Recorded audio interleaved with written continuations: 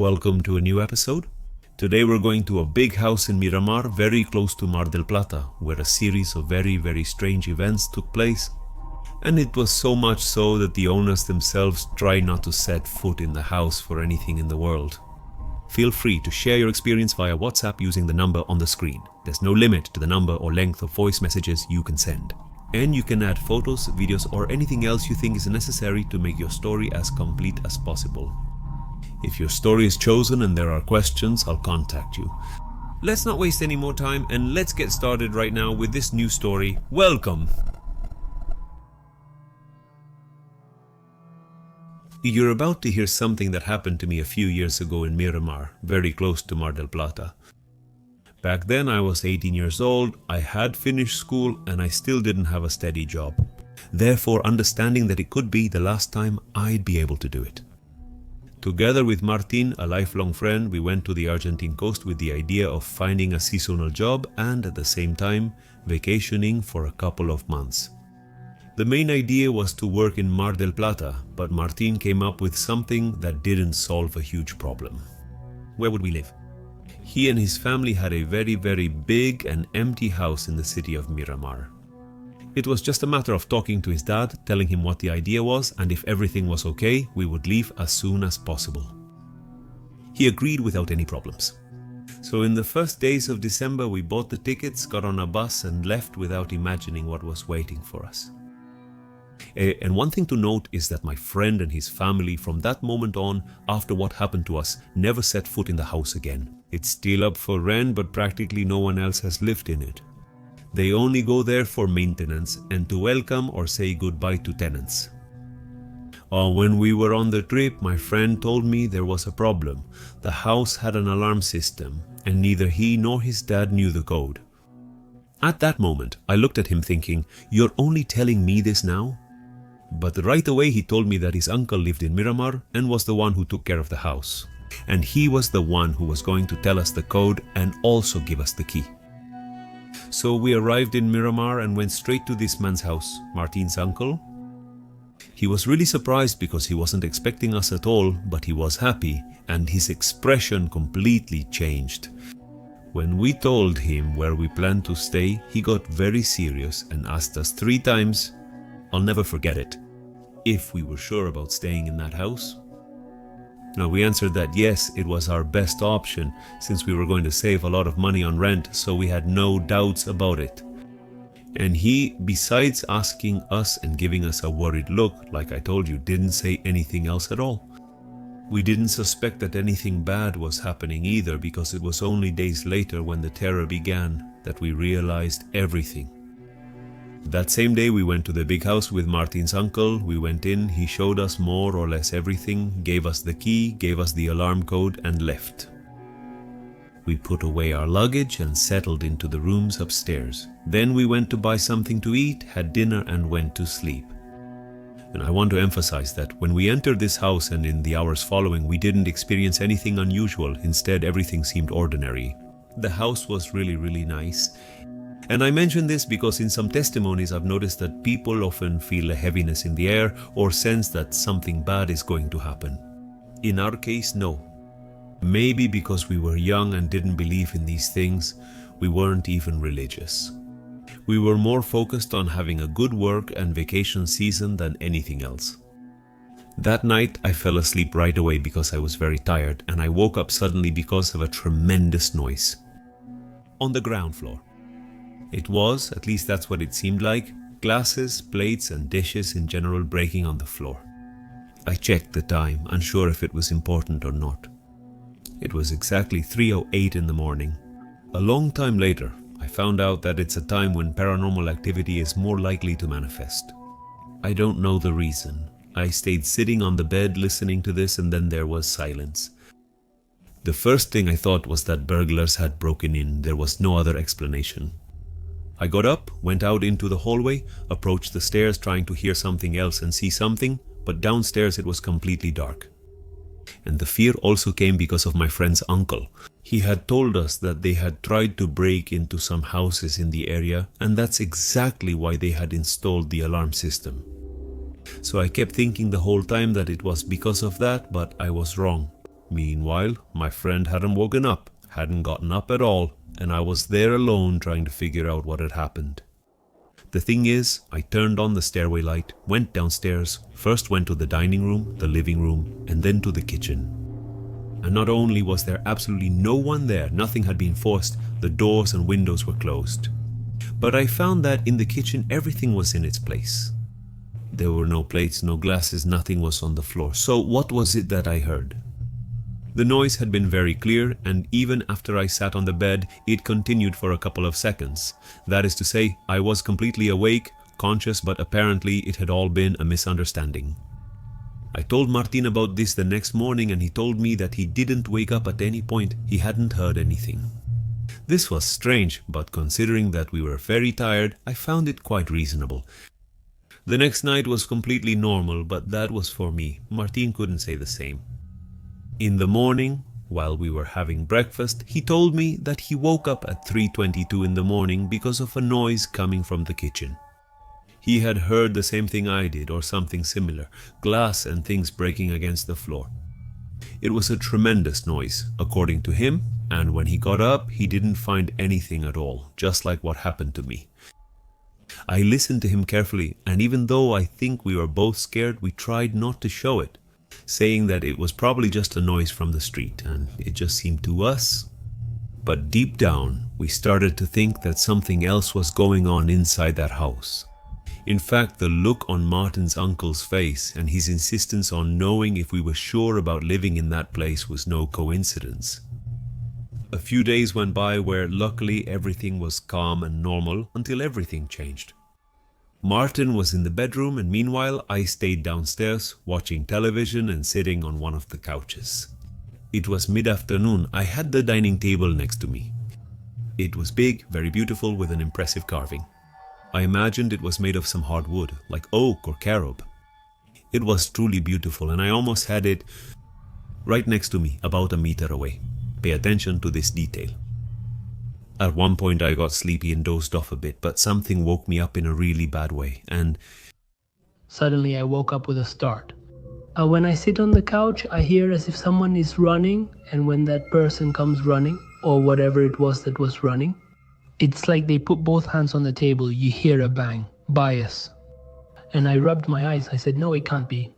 And suddenly I hear a solid oak table with thick legs, which must weigh, I don't know, 400 kilos. Because it's a table that if I try to push it by myself, I can't.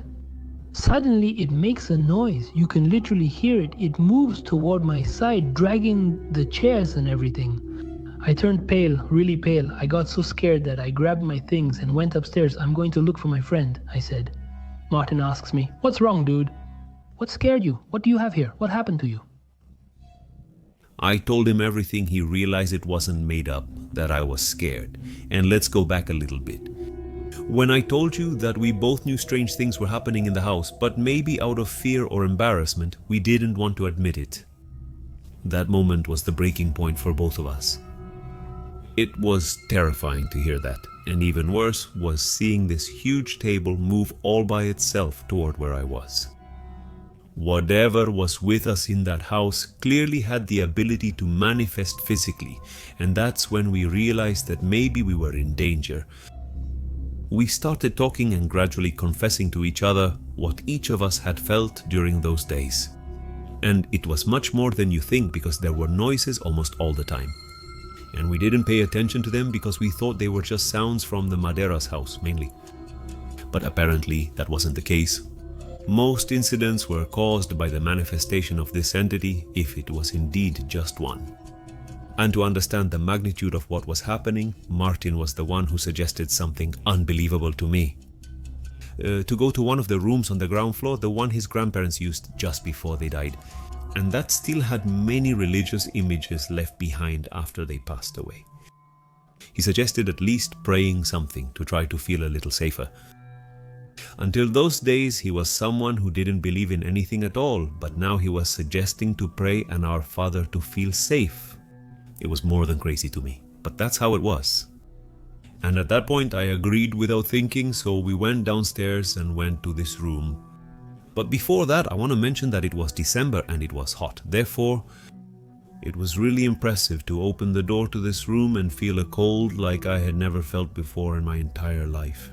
When we breathed, our breath was visible, just to give you an idea. It's true that the room was closed and partially dark, so the temperature tends to be lower. Logically, but inside there it was something different. Did the cold chill you to the bone? We went in anyway.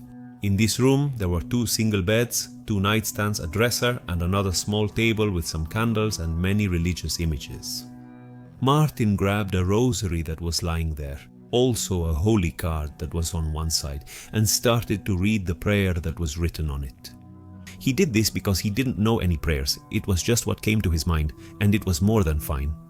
We were in there for 2 or 3 minutes, and when it was over, we looked at each other and left in silence. We didn't say anything at all, maybe because we were waiting for this thing to show itself, get angry or do something, but nothing happened. Luckily, nothing happened, and somehow we felt a bit more at ease. The thing is, night fell, we were in the kitchen, Martin was sitting down, and I was cooking 2 steaks. In a moment, I incredibly glanced to my right. I don't know why I did it, but it was just a split second where I saw an extremely deformed face. And I don't know if it was confusion or not, but for me, and even today I stand by it, it had 2 horns. I jumped to the side, dropped the pliers I had in my hand, threw them on the floor, and my friend asked me what happened to me. He thought I had burned myself, but no. What I saw froze my blood, and honestly, I didn't want to tell him, because it was so fleeting that I couldn't even explain it. And I even wanted to imagine that it was just the suggestion of the moment, and nothing more than that. But 2 minutes later, we sat down to eat, and something else happened. Suddenly, I noticed him turn his head as he sat across from me. I saw him from my right while he was in front of me, to his left. Suddenly, he turns his head to his left and I see him turn pale. He looks at me intently, doesn't say a word, drops his silverware and runs upstairs. I said, "Oh, what am I doing here?" I tried to calm down, I took a breath, I said, "No, this can't be happening, this can't be happening." I picked up the silverware and the plates, washed everything, and went to the first floor. I told him what happened. He looks at me and asks if I saw the same thing he did. "Me?" the fool says to me. I tell him I don't know what you saw. That face with horns, all disfigured. I tell him yes, I think. Martin went into total despair. He wanted to leave the house right then, but it was impossible.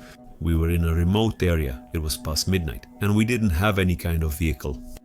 We had no choice but to wait until the next day to figure out what to do. In the end, that's what I concluded then. All the events were happening for some reason on the ground floor in the upstairs rooms.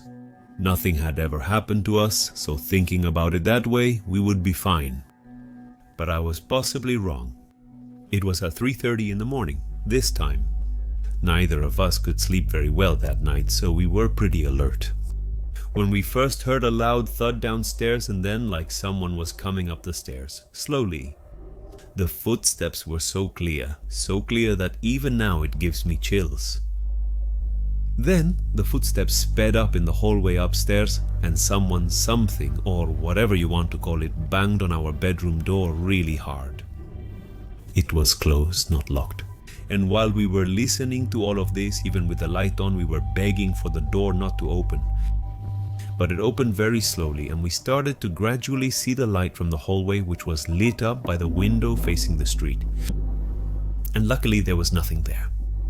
We would close the door quickly and lay down, but only a few minutes passed. Then I felt something that had never happened until that time. And from what I saw, it's something that often happens during sleep paralysis. The difference is that I wasn't asleep. I feel something getting on my bed. I felt the weight. And not only that, an extreme cold embraced and enveloped me, leaving me clueless about what to do. The only thing I could think of was to pray. Even though I'm not religious and I wasn't at that time either, it was the only thing that came to mind. And luckily it worked apparently, because little by little I felt it leaving my bed. That was the worst night we both went through, real terror. And it was also the last one, because early in the morning we packed everything and left. We left. 22 years have passed and he still hasn't set foot in that house. It's his property and he rents it out, but he's never entered it again. Well, to top off the day, we all woke up and went to his uncle's house and we explained to him what happened. his cousin described similar events to us. Because they had been living in the house for a while, since they were renovating their own house and stayed there for a few days. And some strange things happened to a few members of the family, not all of them. Well, the thing is that we spend the day with his family, if they're at the house. We were heading back, and when I got on the bus, at one point I was sleeping on the bus, I opened my eyes, looked at the time and said, oh well, it's almost 3 in the morning. Suddenly I see at the height, the double-decker bus, right? And at the height where the stairs to go down are, I see 2 people talking, and it seemed strange to me that you couldn't hear even a murmur or anything. I poked my head out into the hallway like a turtle. I stuck my neck out and stared at them, and suddenly they both looked at me. It was a man and a woman. They both looked at me. I stared at them. And suddenly a vehicle passed by in the opposite lane, going the other way. And suddenly when the light passes to the other side, they disappear and then reappear. I said it was strange, so I stuck my head out again and kept staring at it. I was wide awake and paying close attention because I noticed something strange was happening. Another vehicle passes by, lights up everything inside, and when they go by again, they disappear again. I said, no, it can't be. There's something wrong with my eyes. It can't be. I suddenly turned my head to the window, looking at the road and the opposite lane. When I looked back, they were gone. I said, wow, they disappeared. The next day, we arrived at the terminal as usual. They're unloading the suitcase, and I thought of approaching one of the drivers, and I said, hey, this and this happened to me. I said, I don't know if I'm crazy or if something happened. On the bus, he told me, really? And I did, yeah, you're not the first one to tell me that. And I say to him, but did something happen here? And he says, what about this bus? A few months ago, it had an accident on Route 2, and a couple of passengers died. Thank you very much for making it to the end. What are your thoughts on this story? Has anything similar happened to you? Looking forward to hearing back. And now I'm sending a big hug to all of you.